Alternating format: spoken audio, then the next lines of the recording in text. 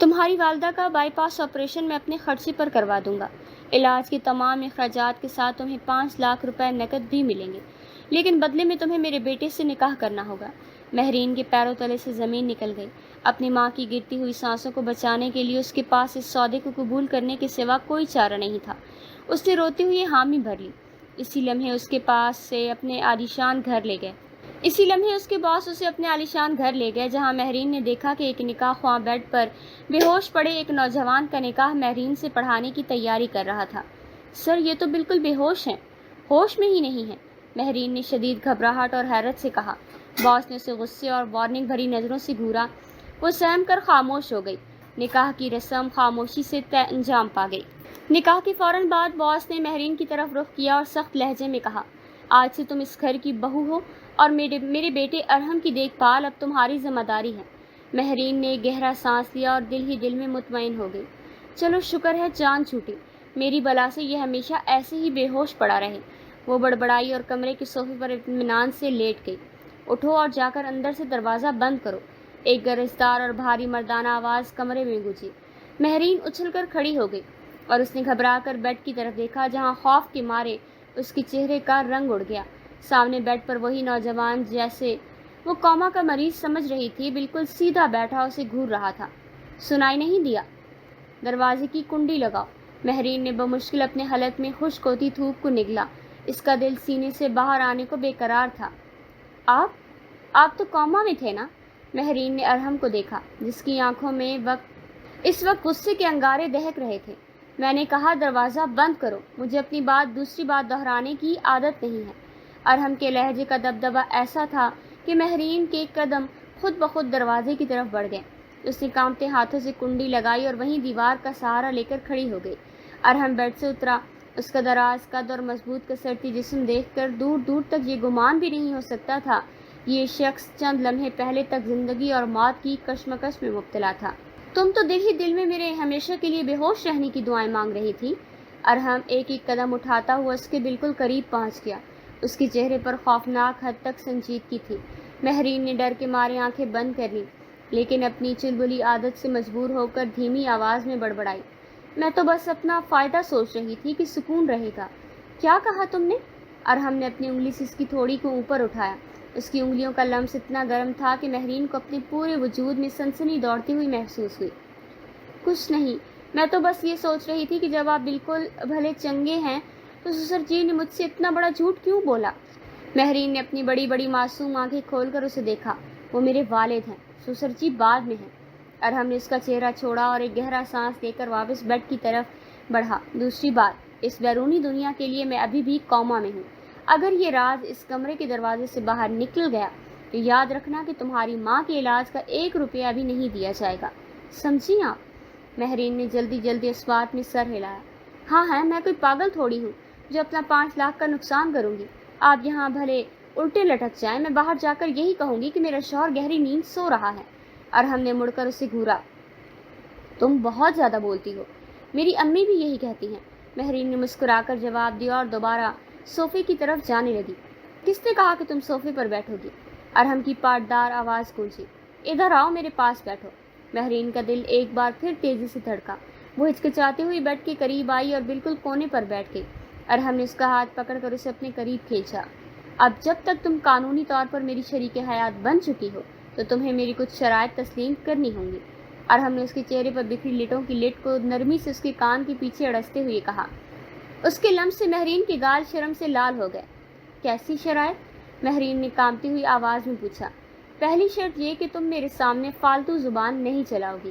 ارحم نے اپنی انگلی اس کے نازک ہونٹوں پر رکھ دی۔ مہرین نے فوراً اس کا ہاتھ ہٹایا۔ یہ تو ناممکن ہے، اگر میں نہ بولوں تو میں بیمار ہو جاتی ہوں، کوئی دوسری شرط بتائیں۔ ارحم کے سخت چہرے پر ایک لمحے کے لیے مسکراہٹ ابھری، جسے اس نے فوراً دبا دیا۔ تم واقعی ایک عجیب لڑکی ہو، چلو اب سو جاؤ۔ لیکن میں کہاں سوں؟ مہرین نے پوچھا۔ ارحم نے اسے بازو سے پکڑ کر بیڈ کے وسط میں کھینچا اور مہرین سیدھا اس کے چوڑے سینے پر جا لگی۔ ارحم نے مضبوطی سے اپنے بازو اس کے گرد لپیٹ لیے۔ میرے پاس اسی بیڈ پر۔ ارحم نے اس کے کان کے قریب سرگوشی کی۔ لیکن آپ بہت غصیلے ہیں، مجھے آپ سے ڈر لگتا ہے۔ مہرین نے اس کے سینے پر ہاتھ رکھ کر اسے پیچھے دھکیلنے کی ناکام کوشش کی۔ ڈرنا اچھی بات ہے، ارحم نے جھک کر اس کی پیشانی پر اپنے ہونٹ رکھ دیے۔ مہرین نے زندگی میں پہلی بار کسی مرد کا ایسا قریبی احساس پایا تھا۔ وہ پرسکون ہو کر ارحم کے دل کی باقاعدہ دھڑکنیں سننے لگی۔ راوی اگلی صبح جب مہرین کی آنکھ کھلی تو کمرے میں سورج کی روشنی پھیل چکی تھی۔ ارحم بیڈ پر موجود نہیں تھا۔ وہ گھبرا کر اٹھ بیٹھی۔ ارحم، اس نے پکارا لیکن کوئی جواب نہیں ملا۔ وہ تیزی سے بیڈ سے اتری اور باتھ روم کا دروازہ کھٹکھٹایا، لیکن وہاں بھی خاموشی۔ جیسے ہی وہ پیچھے مڑی، کمرے کا دروازہ کھلا اور اس کے سسر اندر داخل ہوئی۔ اس کے ہمراہ فیملی ڈاکٹر بھی تھا۔ مہرین نے دیکھا کہ ارحم بیڈ پر بالکل اسی طرح بے حس و حرکت لیٹا ہوا تھا جیسے گزشتہ رات نکاح کے وقت تھا۔ مہرین حیرت زدہ رہ گئی۔ یہ انسان ہے یا کوئی جادوگر؟ اس نے سوچا۔ مہرین بیٹی، رات کو کوئی پریشانی تو نہیں ہوئی؟ سسر نے پیار سے پوچھا۔ نہیں ابو جی، سب بالکل ٹھیک تھا۔ مہرین نے ارحم کی طرف دیکھتے ہوئے جھوٹ بولا۔ ارحم کی آنکھیں بند تھیں اور اس کا چہرہ بالکل سپاٹ۔ ڈاکٹر نے ارحم کا معائنہ کیا اور کہا، سر، ان کی جسمانی اعضاء بہتر کام کر رہے ہیں، لیکن ہوش آنے میں کچھ دن مزید لگ سکتے ہیں۔ آپ بس ان کی دیکھ بھال جاری رکھیں۔ جیسے ہی ڈاکٹر اور سسر کمرے سے باہر گئے اور دروازہ بند ہوا، ارحم نے فوراً اپنی آنکھیں کھول دی اور اٹھ کر بیٹھ گیا۔ تمہیں انہیں اندر کیوں آنے دیا؟ ارحم نے ناراضگی سے پوچھا۔ وہ آپ کے والد ہیں، میں بھلا کیسے روکتی؟ اور ویسے آپ اتنی جلدی یہ بے ہوش ہونے کی ایکٹنگ کیسے کر لیتے ہیں؟ مجھے بھی سکھائیں۔ مہرین نے بیڈ کے پاس آ کر چہکتے ہوئے کہا۔ ارحم نے اس کا ہاتھ پکڑا اور جھٹکے سے اسے اپنی گود میں کھینچ لیا۔ مہرین اس کے بالکل قریب آ گئی۔ تمہیں ہر وقت مذاق سوچتا ہے؟ تمہیں اندازہ بھی ہے کہ اگر میری سچائی ان لوگوں کے سامنے آ گئی تو میری جان لینے میں وہ 1 منٹ بھی نہیں لگائیں گے؟ ارحم کی آنکھوں میں سنجیدگی اور خوف کا امتزاج تھا۔ مہرین نے اس کے غصے کو نظر انداز کرتے ہوئے اس کی شرٹ کے بٹن کو گھمایا۔ خطرہ ہے تو مجھے بتائیں نا، میں آپ کی ڈھال بنوں گی۔ آخر اب میں آپ کی بیوی ہوں، تم میری حفاظت کرو گی؟ اتنی سی تو ہو تم۔ ارحم نے پیار سے اس کی ناک کو چھوا۔ چھوٹی ہوں تو کیا ہوا، میرا دماغ بہت تیز چلتا ہے، مہرین نے فخر سے کہا۔ ارحم نے کچھ کہے بغیر اپنے ہونٹ اس کے گال پر رکھ دیے۔ مہرین کی سانسیں یک دم رک گئی تھیں۔ اگر میرا ساتھ دینا ہے تو پھر آخر تک دینا ہوگا، ارحم نے اس کی آنکھوں میں جھانکتے ہوئے کہا۔ میں دوں گی ساتھ، بس میری امی بالکل ٹھیک ہو جائیں۔ مہرین کی آواز میں اب سنجیدگی اور ہلکی سی نمی تھی۔ ارحم نے اپنی انگوٹھی سے اس کی آنکھ کے کونے سے بہتا آنسو صاف کیا۔ تمہاری والدہ کا آپریشن آج شام کو ہے، وہ بالکل ٹھیک ہو جائیں گی۔ میں نے سب سے بہترین ڈاکٹرز کا انتظام کروا دیا ہے۔ مہرین کے چہرے پر ایک خوبصورت مسکراہٹ کھل گئی۔ اس نے جذبات میں آ کر ارحم کے گلے میں اپنی باہیں ڈال دی۔ شکریہ، آپ اتنے بھی برے نہیں ہیں جتنا غصہ دکھاتے ہیں۔ ارحم نے اسے خود سے تھوڑا دور کیا اور اپنا دبدبہ بحال رکھتے ہوئے کہا، چلو اب نخرے بند کرو اور میرے لیے کچھ کھانے کو لاؤ۔ یاد رہے، نیچے سب کے سامنے یہی ظاہر کرنا ہے کہ میں اب بھی ہوش میں ہوں۔ جی سر۔ مہرین نے اپنے سر پر ہاتھ رکھ کر فوجی انداز میں سلیوٹ کیا اور اپنی ہنستی ہوئی کمرے سے باہر چلی گئی۔ ارحم اسے جاتے ہوئے دیکھتا رہا اور اس کے جانے کے بعد اس کے چہرے پر ایک گہری اور سچی مسکراہٹ پھیل گئی۔ جو دل برسوں سے پتھر بنا ہوا تھا اس نادان لڑکی کی معصومیت سے پگھلنے لگا تھا۔ دوپہر کے وقت جب مہرین کمرے میں واپس آئی تو اس کے ہاتھ میں جوس کا گلاس تھا۔ اس نے دیکھا کہ ارحم لیپ ٹاپ پر کچھ فائلیں دیکھ رہا تھا۔ یہ لیں جوس پئیں۔ مہرین نے گلاس آگے بڑھایا۔ ارحم نے لیپ ٹاپ بند کیا اور گلاس پکڑ لیا۔ تم نیچے گئی تھی تو کسی نے کچھ پوچھا؟ ہاں، وہ جو نیچے ایک بڑی سی تائی اماں بیٹھی ہے نا، جن کے چہرے پر ہر وقت غصے کے 12 بجے رہتے ہیں، وہ پوچھ رہی تھی کہ رات تم دونوں کے کمرے سے باتیں کرنے کی آوازیں کیوں آ رہی تھیں۔ مہرین نے صوفے پر بیٹھتے ہوئے بتایا۔ ارحم نے چونک کر دیکھا۔ پھر تم نے کیا کہا؟ میں نے کہہ دیا کہ ارحم خواب میں اونچی آواز میں باتیں کر رہے تھے۔ مہرین نے معصومیت سے کندھے اچکائے۔ ارحم نے جوس کا گھونٹ لیا اور بولا، وہ میری تائی جان ہے، ان سے جتنا ہو سکے دور رہا کرو، وہ اس گھر میں میری سب سے بڑی دشمن ہے۔ مہرین بیڈ کے پاس آئی اور ارحم کے گھٹنوں پر اپنے ہاتھ رکھ کر بیٹھ گئی۔ دشمن کیوں؟ وہ تو آپ کے اپنے خاندان سے ہے نا۔ ارحم نے مہرین کے ہاتھ پر اپنا ہاتھ رکھا اور اس کی انگلیوں کو سہلاتے ہوئے بولا، کچھ اپنے صرف نام کے ہوتے ہیں مہرین، دولت کے لالچ میں انسان اپنے سب رشتے بھول جاتا ہے۔ یہ جو میرا حادثہ ہوا ہے نا، وہ کوئی اتفاق نہیں تھا، بلکہ مجھے راستے سے ہٹانے کی باقاعدہ سازش تھی۔ مہرین کا چہرہ یکدم سنجیدہ ہو گیا۔ اس نے ارحم کا ہاتھ مضبوطی سے تھام لیا۔ اس لیے آپ اس بیماری کا ڈرامہ کر رہے ہیں تاکہ وہ دوبارہ وار نہ کریں؟ ہاں، میں اصل چہرے کو قانون کے کٹہرے میں لانا چاہتا ہوں۔ ارحم نے اس کے ہاتھ کو چوما۔ اور وہ اس لڑائی میں اب تم بھی میرے ساتھ پھنس چکی ہو۔ مہرین نے مسکرا کر ارحم کا حوصلہ بڑھایا۔ میں پھنسی نہیں ہوں، میں تو خود اپنی مرضی سے آئی ہوں۔ اب دیکھنا ہم دونوں مل کر ان دشمنوں کو کیسا سبق سکھاتے ہیں۔ ارحم نے اس کے پرعزم چہرے کو دیکھا اور اسے اپنے سینے سے لگا لیا۔ اس وقت کمرے میں صرف ان دونوں کی سانسوں کا شور تھا اور باہر کی دنیا کے تمام خطرات سے بے خبر وہ دونوں ایک دوسرے کے بہت قریب آ چکے تھے۔ شام ڈھل رہی تھی جب مہرین کے فون پر ایک میسج آیا۔ اس نے جلدی سے اسکرین دیکھی۔ ہسپتال سے اس کے بھائی کا میسج تھا، امی کا آپریشن شروع ہو گیا ہے، تم بس دعا کرو۔ مہرین نے فون اپنے سینے سے لگا لیا اور ارحم کی طرف دیکھا جو گہری سوچ میں گم تھا۔ ارحم، امی کا آپریشن شروع ہو گیا ہے۔ مہرین کی آواز میں خوف نمایاں تھا۔ ارحم نے اپنا لیپ ٹاپ ایک طرف رکھا اور مہرین کے پاس آیا۔ اس نے اس کے لرزتے ہاتھوں کو اپنے ہاتھوں میں لیا۔ وہ بالکل ٹھیک ہو جائیں گی مہرین، تم بس خود پر قابو رکھو۔ مجھے بہت ڈر لگ رہا ہے، اگر تائی اماں کو پتہ چل گیا کہ آپ بالکل ٹھیک ہیں اور انہوں نے غصے میں امی کے علاج میں کوئی گڑبڑ کروا دی تو؟ مہرین نے نم آنکھوں سے ارحم کو دیکھا۔ ارحم کا چہرہ غصے سے سخت ہو گیا۔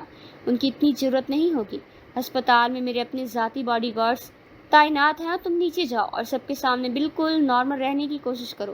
مہرین نے گہرا سانس لیا اور سر ہلا کر کمرے سے باہر نکل گئی۔ نیچے لاؤنج میں تائی اماں صوفے پر بیٹھی تسبیح پڑھ رہی تھی، لیکن اس کی نظریں سیڑھیوں پر ٹکی ہوئی تھی۔ جیسے ہی مہرین نیچے آئی، انہوں نے اسے اپنے پاس بلایا۔ آؤ مہرین بیٹی، یہاں بیٹھو میرے پاس۔ تائی اماں کا لہجہ ضرورت سے زیادہ نرم تھا۔ جی تائی جان، مہرین نے سہمے ہوئے انداز میں ان کے سامنے بیٹھتے ہوئے کہا۔ تمہاری والدہ کا آپریشن ہو رہا ہے نا آج؟ تمہارے سسر نے بہت بڑا دل دکھایا، اتنے پیسے خرچ کر دیے ایک ایسی بیمار عورت پر جس کا بچنا ناممکن ہے۔ تائی اماں نے جان بوجھ کر مہرین کو صدمہ پہنچانے کی کوشش کی۔ مہرین کا دل تڑپ اٹھا، لیکن اس نے ارحم کی نصیحت یاد رکھی۔ میری امی بالکل ٹھیک ہو جائیں گی تائی جان، ڈاکٹرز نے امید دلائی ہے۔ ڈاکٹرز تو تسلی دیتے رہتے ہیں لڑکی، لیکن جو انسان ایک بار بستر پر پڑ جائے اس کا اٹھنا محال ہے، بالکل میرے ارحم کی طرح۔ تائی اماں نے مہرین کے چہرے کے تاثرات کو غور سے پڑھتے ہوئے کہا۔ ویسے رات تمہارے کمرے سے کسی مرد کی آوازیں آ رہی تھی، ڈاکٹر تو کہہ رہا تھا ارحم گہرے کومے میں ہے، پھر وہ آواز کس کی تھی؟ مہرین کے ہاتھ پاؤں یکدم ٹھنڈے پڑ گئے۔ اس نے اپنے دوپٹے کو انگلیوں میں جکڑ لیا۔ وہ میں اپنے بھائی کو فون کیا تھا نا تائی جان، میں بہت پریشان تھی تو اونچی آواز میں رو کر اس سے بات کر رہی تھی۔ تائی اماں کے چہرے پر ایک مشکوک مسکراہٹ ابھری۔ اچھا، چلو میں خود ذرا اوپر جا کر دیکھتی ہوں، شاید میرے بھتیجے کو ہوش آ رہا ہو اور تم ہم سے چھپا رہی ہو۔ وہ صوفے سے اٹھ کھڑی ہوئی۔ مہرین کا سانس حلق میں اٹک گیا۔ اگر تائی اماں اس وقت اوپر گئی اور ارحم بیڈ پر نہ ہوا یا کھلا ہوا لیپ ٹاپ دیکھ لیا تو سب کچھ لمحوں میں برباد ہو جائے گا۔ تائی جان پلیز ابھی عمر مت جائیں، ڈاکٹر نے سخت تاکید کی ہے کہ انہیں بالکل تنہا چھوڑ دیا جائے، کسی کی جانے سے انفیکشن کا خطرہ ہو سکتا ہے۔ مہرین نے بھاگ کر ان کا راستہ روکا۔ تم مجھے سکھاؤ گی کہ مجھے اپنے بھتیجے سے کب ملنا ہے؟ ہٹو سامنے سے۔ تائی اماں نے مہرین کو ایک طرف جھٹکا دیا اور سیڑھیوں کی طرف بڑھ گئی۔ مہرین کے پیر جیسے برف بن گئے، وہ ہڑبڑا کر ان کے پیچھے بھاگی۔ تائی اماں نے جیسے ہی کمرے کا دروازہ کھولا، اندر کا منظر دیکھ کر مہرین کی سانسیں بحال ہو گئیں۔ ارحم بیڈ پر بالکل سیدھا لیٹا ہوا تھا، اس کی آنکھیں بند تھیں اور چہرے پر موت جیسی خاموشی تھی۔ لیپ ٹاپ کہیں غائب تھا اور ہر چیز اپنی جگہ پر موجود۔ تائی اماں بیڈ کے قریب گئیں اور ارحم کا ہاتھ اٹھا کر دیکھا جو بالکل بے جان لگ رہا تھا۔ انہوں نے غصے سے مہرین کی طرف دیکھا۔ ڈرپ لگی ہوئی ہے اسے، اور تم کہہ رہی ہو کہ آوازیں آ رہی تھی؟ آئندہ ایسی فضول باتیں مت کرنا۔ وہ پیر پٹکتی ہوئی کمرے سے باہر نکل گئی۔ جیسے ہی دروازہ بند ہوا، مہرین وہیں فرش پر بیٹھ گئی اور اس کی سسکیاں نکل گئی۔ اس کا پورا جسم خوف سے لرز اٹھا۔ ارحم فوراً بیڈ سے اٹھا اور مہرین کے پاس فرش پر بیٹھ گیا۔ اس نے مہرین کو اپنے سینے سے لگا لیا۔ بس کچھ نہیں ہوا مہرین، میں یہاں ہوں تمہارے پاس۔ ارحم کی آواز میں اب وہی پرانی سختی نہیں تھی، بلکہ ایک گہری ہمدردی اور محبت تھی۔ میں بہت ڈر گئی تھی ارحم، اگر وہ آپ کو دیکھ لیتی تو وہ آپ کو نقصان پہنچا دیتی۔ مہرین نے ارحم کی قمیض کو اپنے ہاتھوں میں جکڑتے ہوئے کہا۔ ارحم نے مہرین کا چہرہ اپنے ہاتھوں میں لیا۔ جب تک تم میرے ساتھ ہو مجھے کچھ نہیں ہو سکتا، تم نے بہت بہادری دکھائی۔ اس نے جھک کر مہرین کی پیشانی پر محبت بھرا لمس چھوڑا، جس سے مہرین کے دل کو سکون مل گیا۔ اگلے 2 دن بہت بھاری گزرے۔ مہرین کی والدہ کا آپریشن تو ہو گیا تھا، لیکن وہ اب بھی ICU میں بے ہوش تھی۔ مہرین کا ہنستا مسکراتا اور شرارتیں بالکل ختم ہو چکی۔ وہ ہر وقت جائے نماز پر بیٹھی رہتی۔ ارحم رات کے اندھیرے میں اس کے پاس آتا، اسے اپنے ہاتھوں سے کھانا کھلاتا اور اس کا حوصلہ بڑھاتا۔ ان 2 دنوں میں ان کا رشتہ کسی کاغذ کے معاہدے سے کہیں آگے نکل کر ایک اٹوٹ بندھن بن چکا تھا، اور وہ دونوں ایک دوسرے کی ضرورت بن چکے تھے۔ تیسری رات ارحم کے فون پر ایک کال آئی۔ فون سنتے ہی اس کے چہرے کا رنگ یکسر بدل گیا۔ تم تم کیا کہہ رہے ہو؟ ارحم نے دھیمی لیکن انتہائی سخت آواز میں پوچھا۔ ٹھیک ہے، میں اسی وقت ہسپتال پہنچ رہا ہوں، مہرین نے خوفزدہ ہو کر پوچھا۔ کیا ہوا ارحم؟ ارحم نے مہرین کے دونوں کندھے پکڑے۔ مہرین، میری بات بہت غور سے سنو۔ تائی اماں ہسپتال پہنچ چکی ہیں اور وہ تمہاری امی کا وینٹیلیٹر بند کرنے کی کوشش کر رہی ہیں تاکہ میرے والد پر جائیداد اپنے نام کرنے کا دباؤ ڈال سکیں۔ مہرین کے پیروں تلے سے زمین نکل گئی۔ کیا؟ میری امی؟ پلیز ارحم، میری امی کو بچا لیں۔ وہ ارحم کے پاؤں میں گرنے لگی۔ ارحم نے اسے فوراً اٹھا کر اپنے سینے سے لگا لیا۔ میں اپنی جان دے دوں گا مہرین، لیکن تمہاری والدہ کو کچھ نہیں ہونے دوں گا۔ تم یہیں کمرے میں رہو، میں جا رہا ہوں اور آج یہ سارا کھیل ہمیشہ کے لیے ختم ہو جائے گا۔ ارحم کمرے کی کھڑکی کے راستے نیچے اترا جہاں اس کی گاڑی تیار تھی، اور مہرین کمرے میں اکیلی خوف اور تنہائی کی دلدل میں ڈوب گئی۔ کئی گھنٹے بیت گئے، رات کے 3 بج چکے تھے، لیکن نہ تو ارحم کا کوئی فون آیا اور نہ ہی اس کے بھائی کا۔ مہرین کمرے کے چکر کاٹ کاٹ کر تھک چکی۔ اس کا دل کسی بہت بڑے حادثے کا اشارہ دے رہا تھا، کیونکہ ہسپتال میں ارحم کا سامنا ان سفاک دشمنوں سے ہونا تھا جو اس کی جان کے پیاسے تھے۔ اچانک نیچے لاؤنج سے شدید چیخ و پکار کی آوازیں آئیں۔ مہرین کا دل دھک سے رہ گیا اور وہ بھاگتی ہوئی نیچے آئی۔ لاؤنج میں پولیس کھڑی تھی اور تائی اماں ہتھکڑیاں پہنے رو رہی تھی۔ ان کے ساتھ ارحم کا تایا زاد بھائی بھی گرفتار تھا۔ مہرین کے سسر صوفے پر بیٹھے سر پکڑے ہوئے تھے اور ان کی آنکھوں میں آنسو تھے۔ ابو جی، کیا ہوا؟ ارحم کہاں ہے؟ میری امی کیسی ہیں؟ مہرین نے روتے ہوئے پوچھا۔ سسر نے سر اٹھایا اور ان کی آواز کانپ رہی تھی۔ مہرین بیٹی، ارحم نے اپنی جان پر کھیل کر تمہاری والدہ کی جان بچا لی۔ وہ عورت ہسپتال میں تمہاری ماں کا قتل کرنے پہنچی تھی۔ ارحم نے اسے رنگے ہاتھوں پکڑوا دیا۔ اور ارحم، وہ کہاں ہے؟ مہرین کی سانسیں جیسے رک گئی۔ سسر نے روتی ہوئی سر جھکا لیا۔ اس جھڑپ میں تائی کے بیٹے نے ارحم پر چاقو سے وار کر دیا۔